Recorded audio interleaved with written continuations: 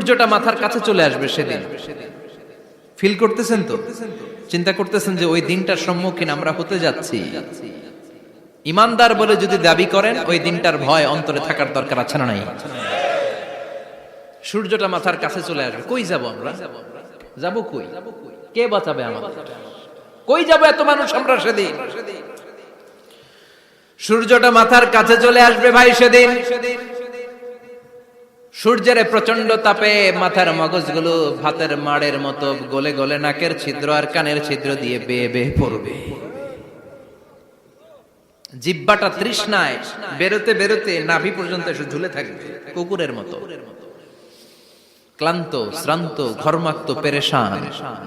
বাঁচানোর কেউ নাই। মা আয়েশা জিজ্ঞেস করলেন, ইয়া রাসূলুল্লাহ, don't they feel any shy?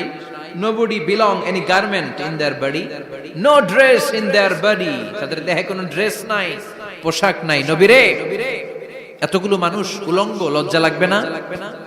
বিশ্বনবী বললেন, আয়েশা তুমি লজ্জার চিন্তা করো, সেদিন বাবা ছেলেরে দেখে দৌড়ে পালাবে, মা তার মেয়েকে দেখে দৌড়ে পালাবে।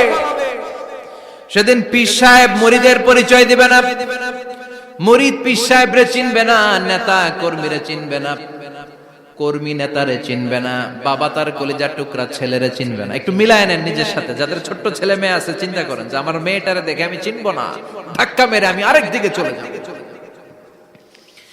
প্রিয়তমা স্ত্রীকে আমি চিনবো না, যে স্ত্রীর সাথে এত ভালোবাসাবাসি, স্ত্রীকে দেখে আমি পরিচয় দিব না, চিনবো না। স্ত্রী আমারে চিনবে না, ভাই ভাইরে চিনবে না, বন্ধু বন্ধুরে চিনবে না, ইমাম সাহেব মুসল্লি চিনবে না, মুসল্লি ইমাম সাহেব চিনবে না, পীর মুরিদরে চিনবে না, মুরিদ পীররে চিনবে না, কেউ কাউরে চিনবে না। ও আয়েশা, দিনটা এত ভয়ঙ্কর হবে।